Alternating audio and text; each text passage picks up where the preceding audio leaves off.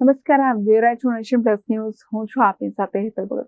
અમરેલી જિલ્લાના સાવરકુંડલા નગરપાલિકા દ્વારા હાઉસ ટેક્સમાં 18% વ્યાજ વધારો કરતા નગરપાલિકાના તંત્રને જગાડવા કોંગ્રેસ આક્રમક બની છે.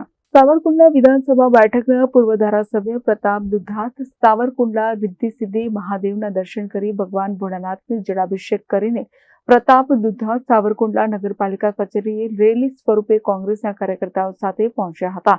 હાથમાં બેનર લઈને કાર્યકર્તાઓએ નગરપાલિકા કચેરીએ સૂત્રોચ્ચાર કર્યા હતા. સાવરકુંડલા પાલિકાના ટેક્સ માફ કરો, ખાડા પૂરોના સૂત્રોચ્ચાર પ્રતાપ દુધાતે કર્યા હતા. પ્રતાપ દુધાતે પાલિકા કચેરીમાં હલ્લાબોલ સાથે સૂત્રોચ્ચાર કર્યા હતા. તો રાષ્ટ્રીયકૃત બેંકો 9% વ્યાજ લે પણ સાવરકુંડલા પાલિકા 18% વ્યાજ વેરો વધારતા દુધાત રોષિત બન્યા હતા. ટેક્સ વધારો, માર્ગોના ખાડા પૂરવા સહિતના ભ્રષ્ટાચાર કરતા ભાજપ સત્તાધીશોને શાનમાં સમજી જવાની ચીમકી પ્રતાપ દુધાતે આપી હતી. નગરપાલિકાના ચીફ ઓફિસર સહિત ભાજપના પાલિકા સત્તાધીશો ગેરહાજર રહેતા ઇન્ચાર્જને આવેદનપત્ર પાઠવ્યું હતું. આગામી સમયમાં વેરા વધારો અને રોડ રસ્તા ખાડાઓ નહીં પૂરવામાં આવે તો પાલિકાને તાળાબંધી કરવાની ચીમકી દુધાતે ઉચ્ચારી હતી.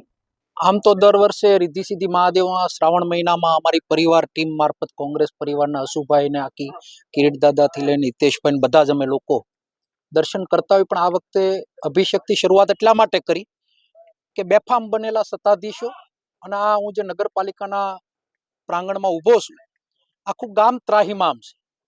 ગામ પોકારી રહ્યું છે કે આમાંથી અમને મુક્તિ આપો. ત્યારે કોંગ્રેસ પરિવારે હંમેશા કોઈ પણ ખોટા કાર્યની આગેવાની લીધી છે ને એના ભાગરૂપે આજે આવેદનની મુદ્દાઓમાં 18% હાઉસ ટેક્સની ઉપર વ્યાજ. હું આ મીડિયા મારફત સરકારને પૂછવા માંગુ છું કે એક બાજુ ગૃહમંત્રી વ્યાજખોરોને જેલમાં પૂરવાની વાતો કરે છે. બેન્કિંગ વ્યાજ 8%, 9%, 18% એટલે પઠાણી વ્યાજ થયું ગણાય. તો શું આ નગરપાલિકાના ચીફ, નગરપાલિકાના પ્રમુખને જેલમાં પૂરવાનું કામ કરશે ખરા? આ ટેક્સીસ માફ નહીં થાય તો આવનાર દિવસોમાં આ ગામના આગેવાનો લઈ અને ચીફ ઓફિસર સહિત બધાને જેલમાં પૂરમ તાળાબંધી નગરપાલિકાની કરવામાં આવશે. ખાડા પૂરવા જરૂરિયાત છે. ઘણા લોકોએ આ રોડ ઉપર જીવ ગુમાવ્યા. ત્યારે ગટરો ગામના લોકોના ઘરની અંદર આવી રહી છે. ત્યારે મોટી વાહવાહી લૂંટતી આ ભાજપ સરકારને શાનમાં સમજાવવાનો એક આ પ્રયત્ન કર્યો છે.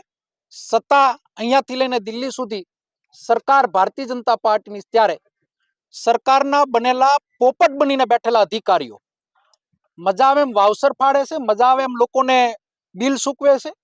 ભ્રષ્ટાચારથી ખોટા પેટ્રોલ ડીઝલોના બિલ ચૂકવાય છે, કોઈની ઓફિસોના બિલ ચૂકવાય છે.